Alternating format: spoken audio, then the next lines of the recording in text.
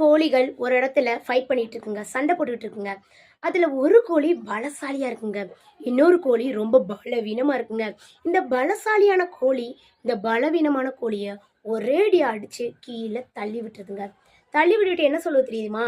இந்த கோழியை நான் அடித்து தள்ளி விட்டுட்டேன், ஐ எம் த வின்னர், நான் தான் பலசாலி, நான் ஜெயிச்சிட்டேன் அப்படி சொல்லிட்டு ஒரு கூரை மேலே நின்றுக்கிட்டு தன்னோட தற்பெருமையை சொல்லுதுங்க. அதாவது இந்த உலகத்திலே என்னை விட பலசாலி யாருமே இருக்க முடியாது, நான் தான் இந்த உலகத்திலே பலசாலி, ஐ எம் த பெஸ்ட் அப்படின்னு சொல்லுதுங்க.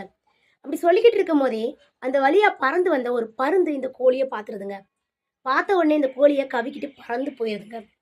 அதாவது இதுல இருந்து நம்ம என்ன தெரிஞ்சுக்கணும்னா, எப்பயுமே நான் மட்டும்தான் பெஸ்ட்டு அப்படின்ற அகந்தை யாருக்குமே இருக்கக்கூடாதுங்க. அப்படி இருந்தா அந்த அகந்தை நம்மளை அழிச்சிரும் அப்படின்றத இந்த கதையிலிருந்து நான் தெரிஞ்சுக்கிட்டேங்க. இந்த கதை பிடிச்சிருந்தா லைக் பண்ணுங்க, ஷேர் பண்ணுங்க, சப்ஸ்கிரைப் பண்ணுங்க. நன்றி.